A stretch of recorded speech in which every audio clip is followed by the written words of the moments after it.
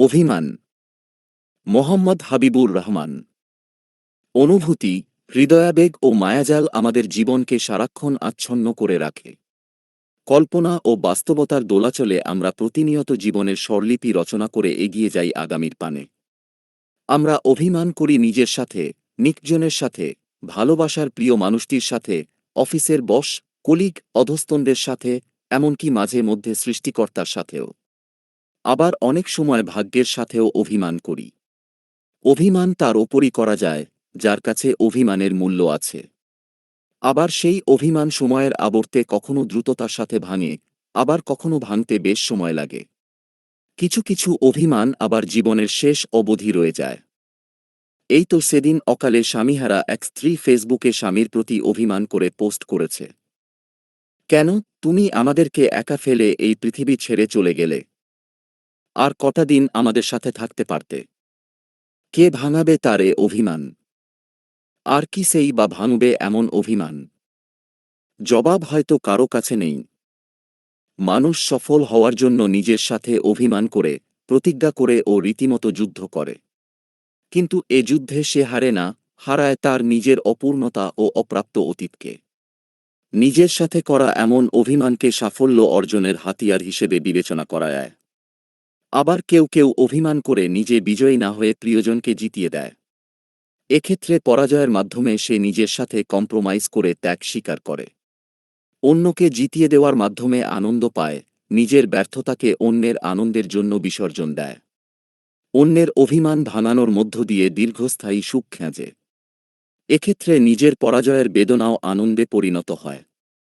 মানুষ শুধু দুঃখ পেলেই কাঁদে না, সুখ লাভেও কাঁদে। ভালোবাসার সাথে অভিমানের মধুর সম্পর্ক বিদ্যমান।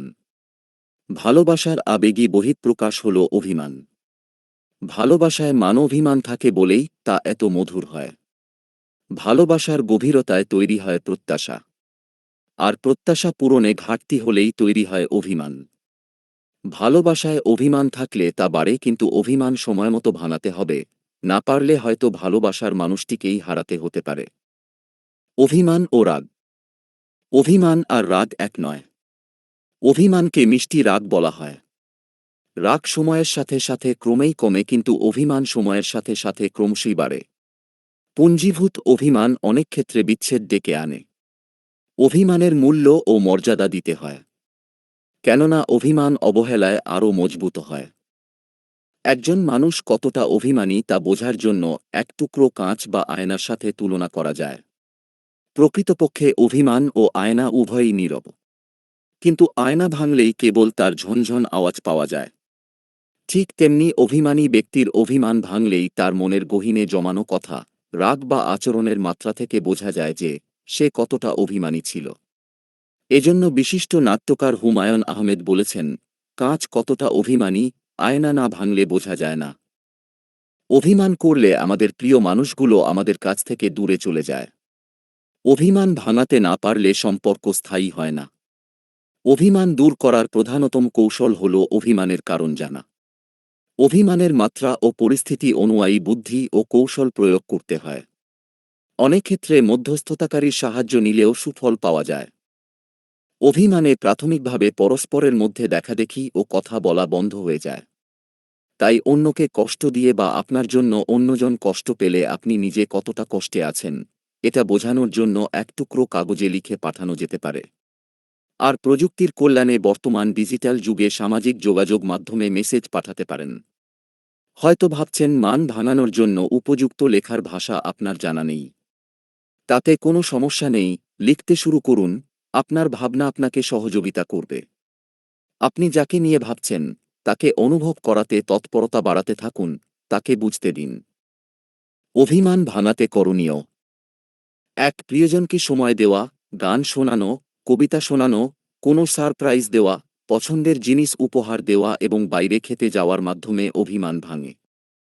2, শপিং করা এবং কোথাও ঘুরতে যাওয়ার মধ্য দিয়ে অভিমান ভাঙানো যায়। 3, শান্ত ও নম্রভাবে ভালোবাসার কথা বলে এবং উভয়ের চাওয়া পাওয়ার মধ্যে মিলগুলো তুলে ধরে অভিমান ভাঙানো যায়। 4, অভিমান ভাঙাতে কম্প্রোমাইজ মানসিকতার প্রয়োজন। নিঃস্বার্থভাবে ক্ষমা চাওয়া, সরি বলা ও ক্ষমা করার মাধ্যমে সহজেই অভিমান ভাঙানো যায়। ৫. আন্তরিকভাবে গলার স্বর ও বডি ল্যাঙ্গুয়েজ দ্বারা আপনার নমনীয়তা ও বিনয়ী ভাব প্রকাশ করতে হবে। ৬. আত্মহমিকা না দেখিয়ে আত্মত্যাগের পরিচয় দিতে হবে। অন্যের দোষত্রুটি থাকলেও তা তাৎক্ষণিক উল্লেখ না করে পরে সুবিধাজনক সময়ে বলতে হবে। ৭. যে বিষয়টি নিয়ে অভিমান করেছে সেই কাজটির পুনরাবৃত্তি না করার প্রতিশ্রুতি প্রদানের মাধ্যমেও অভিমান ভাঙানো যায়। ৮. অতীতের মধুময় ও সুখকর কোনো স্মৃতি রোমন্থনের মাধ্যমে অভিমান ভাঙানো যায়।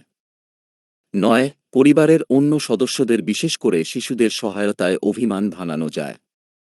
১০. জনসম্মুখ এড়িয়ে একান্তে পরস্পরকে সময় দেওয়ার মাধ্যমে অভিমান ভাঙানো যায়।